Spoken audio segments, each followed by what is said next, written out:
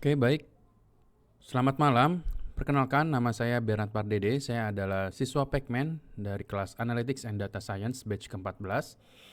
Di sini saya akan mempresentasikan proyek dari Intro to Probability, di mana di sini kami menggunakan data tagihan asuransi kesehatan, yang di mana pada proyek ini saya akan menganalisa variabel-variabel pada data tersebut menggunakan ilmu dasar probability sehingga memunculkan suatu analisa yang bisa membantu keputusan bisnis untuk stakeholder terkait.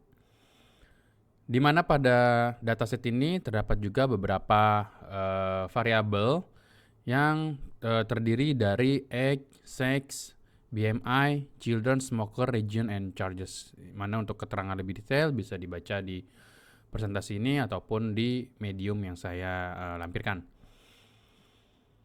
Lalu di sini saya akan mempresentasikan tentang uji hipotesis, di mana uji hipotesis ini digunakan untuk menguji apakah hipotesis yang diajukan tentang populasi adalah benar atau tidak, dan juga untuk menguji seberapa baikkah hipotesis yang diajukan tentang populasi itu benar atau tidak dengan mengukur tingkat signifikansi. Di mana ini adalah flow proses dari uji hipotesis. Yang pertama di sini adalah kita menyiapkan hipotesis dan memilih tingkat signifikansi, lalu tentukan uji statistiknya, mengatur keputusan, menghitung uji statistik, dan juga membuat keputusan. Dalam membuat hipotesis, di sini dibagi menjadi dua, yaitu null hipotesis dan juga alternatif hipotesis, di mana null hipotesis ini digunakan untuk asumsi benar atau salah yang sedang diuji dalam konteks uji hipotesis. Dan kita diminta untuk mengumpulkan bukti statistik yang cukup kuat untuk memutuskan apakah H0 ini dapat diterima atau ditolak. Sedangkan lawannya adalah alternatif hipotesis, di mana ini merupakan research claim kita yang kita menyatakan bahwa HA ini adalah kondisi yang sebenarnya yang ingin kita jadikan suatu rujukan seperti itu.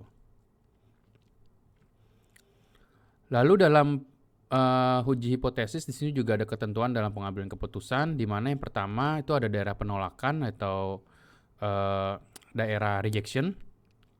Jika HA memiliki tanda kurang dari, maka daerah penolakan ada di sebelah kiri atau left tail. Lalu jika HA ada tanda lebih dari, maka daerah penolakannya ada di sebelah kanan atau right tail. Dan jika ada tanda tidak sama dengan, maka daerah penolakannya ada di sebelah kanan dan kiri atau yang biasa disebut dengan two-tailed. Dan untuk membuat aturan keputusannya, di sini ada dua, yaitu membandingkan nilai statistik uji dan nilai kritis, di mana di sini ada uji pihak kiri, yaitu ketika statistik ujinya itu lebih kecil dari nilai kritis, maka tolak H0. Dan jika kita menggunakan uji pihak kanan atau left-tailed, jika statistik ujinya itu lebih dari nilai kritis, itu H0 ditolak. Dan jika uji dua pihak atau two-tailed, jika statistik ujinya lebih dari nilai kritis atau statistik uji itu kurang dari nilai kritis, maka tolak H0. Dan yang kedua adalah membandingkan p-value dengan alpha. Jika semua uji ini berlaku adalah p-value, jika p-value kurang dari alpha, maka tolak H0.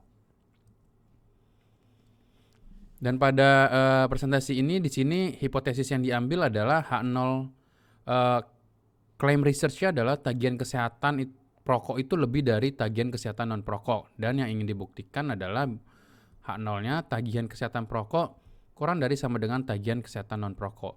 Maka dengan hipotesis ini kita bisa ketahui bahwa di sini menggunakan right-tailed ya. Di sini kami menggunakan uji Z karena kita ngambil populasi secara proporsional. Di sini ada dua populasi dan kita menghitung uji statistiknya. Diketahui HA itu adalah H0, maka dilakukan uji pihak kanan atau right tail seperti yang tadi saya sebutkan. Dan daerah penolakan dengan angka signifikansi itu adalah sebesar 1,64 atau jika melihat Z tabel adalah sebesar 0,94 sekian.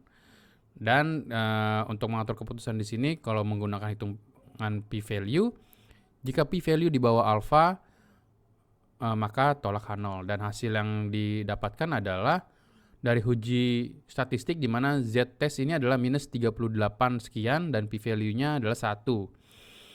Dan kalau kita melihat dari angka ini, z-testnya itu di bawah ya, di bawah dari angka z-table atau daerah penolakannya. Dan p-value-nya itu di atas 0,05 atau di atas signifikansi.